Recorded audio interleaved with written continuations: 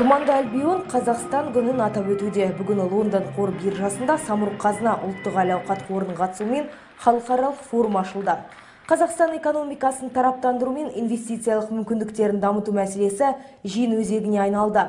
Бір айтары Ұлыбритания Қазақстандағы ең ірі шетелдік инвесторлардың бестігіне енеді. Бұл жолы екі елдің кәсіпкерлері жекешелендіру, тартымды бизнес ахуалын қалыптастыру, жедел индустриялық экономикалық даму стратегиясы төңірегінде пікір алмасты.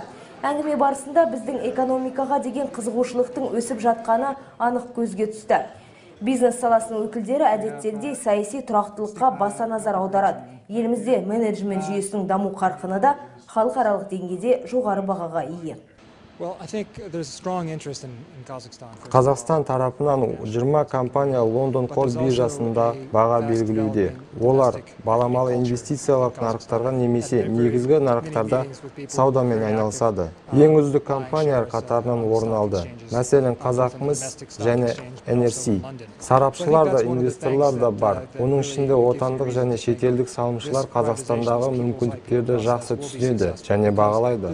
Барлығы жекешелендіруді және компаниялардың нарыққа жаңа мәртебемен шығуды күтеді. Самұрық-қазына тобындағы кейбір компаниялардың тәуелсіз директорлары бар. Олар мұндай компанияларда әлемнің түрлі елдерінде тәжірибе жинақтаған. Бұл өте дұрыс. Бүгінгі кездесуде Қазақстан мен Ұлыбритания адамдарын бірлестіру мүмкіндігі туып отыр.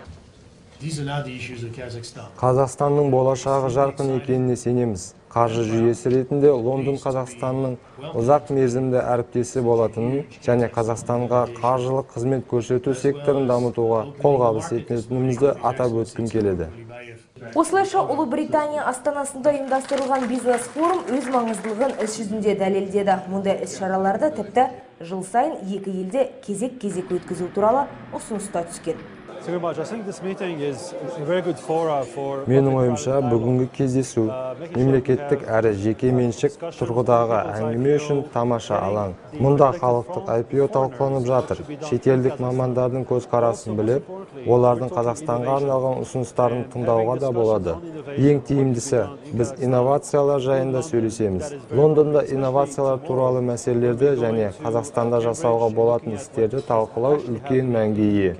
Алқалы бас қосудан кейін Қазақстан делегациясы өз жұмысын Кембриджде жалғастырады. Онда бірқатар маңызды келісім шарттар бекітіледі деп күтілуде. Басты мақсат өзара экономикалық ықпалдастықты нығайту болмақ.